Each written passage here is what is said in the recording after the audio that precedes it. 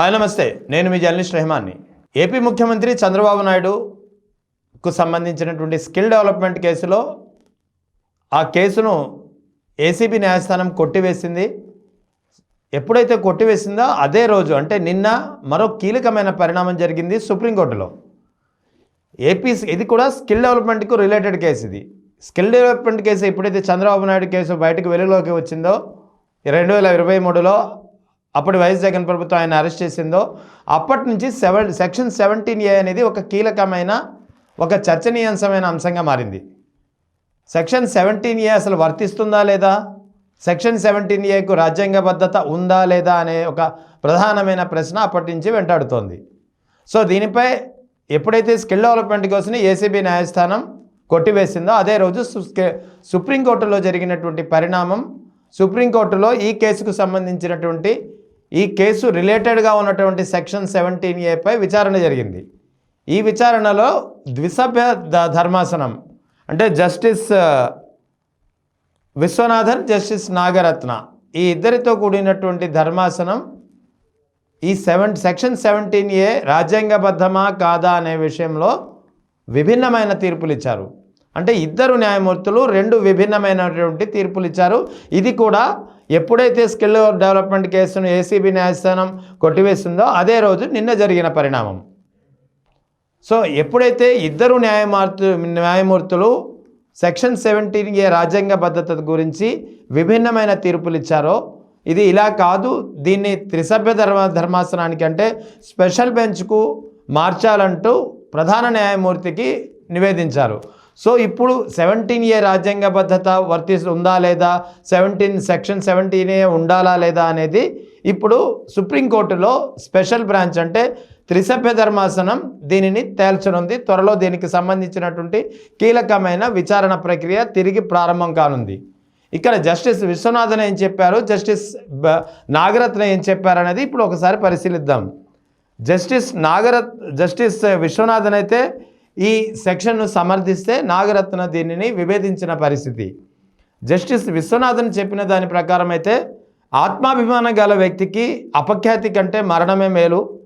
ఇప్పుడున్నటువంటి సాంకేతిక social media రంగంలో ఒకసారి పరువు పోతే ఆ తరువాత నిర్దోషిగా తేలినా సరే దాని నుంచి పెద్దగా ప్రయోజనం ఉండదు. అధికారులను వేధించకుండా ఉండేందుకు ఈ నిబంధన అవసరం. సెక్షన్ 17A రాజ్యాంగబద్ధమే, అయితే అనుమతి అనేది లోక్పాల్ లేదా లోకాయుక్త నుంచి తీసుకోవాల్సి ఉంటుంది అనేది జస్టిస్ చెప్పినటువంటి పరిస్థితి, జస్టిస్ విశ్వనాథన్ ఇచ్చినటువంటి అభిప్రాయం. అయితే ఇదే కేసులో జస్టిస్ నాగరత్న మాత్రం సెక్షన్ 17Aకు విరుద్ధంగా తీర్పిచ్చారు. సెక్షన్ 17A అనేది అవినీతికి పాల్పడే అధికారులకు రక్షణ కల్పిస్తోంది. అవినీతికి పాల్పడే వారికి ఎలాంటి దయాదాక్షిణ్యాలు అవసరం లేదు, విచారణకు ముందస్తు అనుమతి కూడా అవసరం లేదని జస్టిస్ నాగరత్న వ్యాఖ్యానించినటువంటి పరిస్థితి. సో సెక్షన్ 17A ఇద్దరు చెరో విభిన్నమైన తీర్పు ఇవ్వడంతో దీనిని త్రిసభ్య ధర్మాసనానికి బదిలీ చేస్తూ హైకోర్టు ప్రధాన న్యాయమూర్తికి దీనిని గురించి విన్నవించిన పరిస్థితి. ఇప్పుడు సుప్రీంకోర్టు ప్రధాన న్యాయమూర్తికి విన్నవించారు. సుప్రీంకోర్టు ప్రధాన న్యాయమూర్తి త్రిసభ్య ధర్మాసనాన్ని నియమించిన తర్వాత సెక్షన్ 17A రాజ్యాంగబద్ధత ఉందా లేదా అనేది మరోసారి విచారణ ప్రారంభం కానుంది.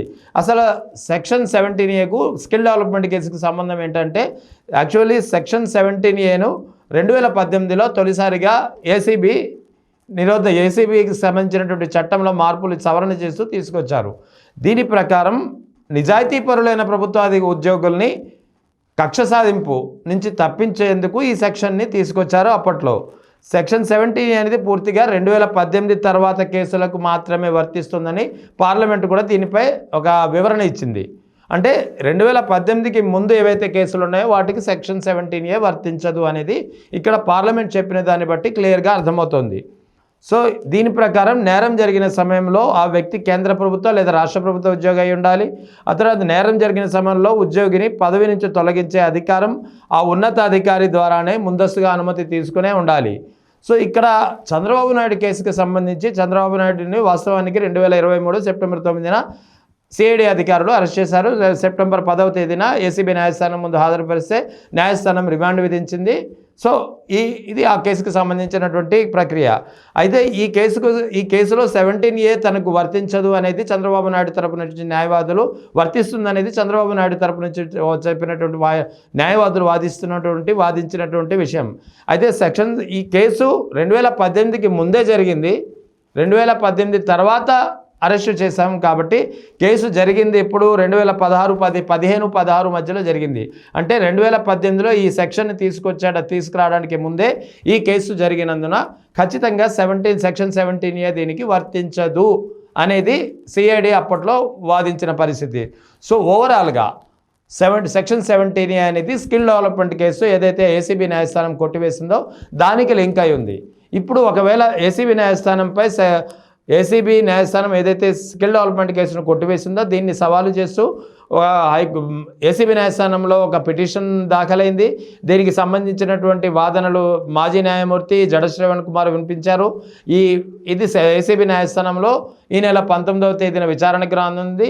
అటు వైఎస్ఆర్ కాంగ్రెస్ పార్టీ కూడా ఈ ఏసీబీ న్యాయస్థానంలో ముఖ్యంగా స్కిల్ డెవలప్మెంట్ను కొట్టివేయడాన్ని సవాలు చేస్తూ న్యాయపరంగా దీనికి పోరాడేందుకు సిద్ధమవుతుంది. సో ఇక్కడ ఏసీబీ న్యాయస్థానం కానీ తర్వాత ఒకవేళ ఏసీబీ న్యాయస్థానం కూడా దీన్ని సమర్థిస్తే హైకోర్టులో న్యాయపరంగా పోరాడినా సరే, హైకోర్టులో కూడా ఒకవేళ వైఎస్ఆర్ కాంగ్రెస్ పార్టీకి చుక్కెదురైనా చంద్రబాబు నాయుడుకు అనుకూలంగా తీర్పు వచ్చినా సరే, ఇక్కడ సెక్షన్ 17A అనేది మరోసారి చంద్రబాబు నాయుడు మెడకి చుట్టుకునే ఒక అంశంగా మారుతుంది. ఎందుకంటే ఈ కేసులో ప్రధానమైనది సెక్షన్ 17A మాత్రమే. సెక్షన్ 17A రాజ్యాంగబద్ధతపై ఎప్పుడైతే ఇప్పుడు త్రిసభ్య ధర్మాసనానికి బదిలీ అయిందో త్రిసభ్య ధర్మాసనం తేల్చే అంశంపైనే ఈ చంద్రబాబు నాయుడుకు స్కిల్ డెవలప్మెంట్ కేసులో తిరిగి అరెస్ట్ అవుతారా లేదా అనేది ఒక ప్రధానమైనటువంటి అంశం ఇప్పుడు మరోసారి చర్చనీయాంశంగా మారింది. సో సెక్షన్ 17A రాజ్యాంగబద్ధతపై త్రిసభ్య ధర్మాసనం త్వరలో ఏర్పడే త్రిసభ్య ధర్మాసనం ఇచ్చే తీర్పు జరిగే విచారణను ఆధారంగా చేసుకుని స్కిల్ డెవలప్మెంట్ కేసులో చంద్రబాబు నాయుడు పాత్ర ఏంటి, స్కిల్ డెవలప్మెంట్ కేసులో చంద్రబాబు నాయుడు తిరిగి అరెస్ట్ అవుతారా లేదా, ఈ అంశాలన్నీ ఇప్పుడు తిరిగి ఒక చర్చకు దారితీస్తున్నాయి.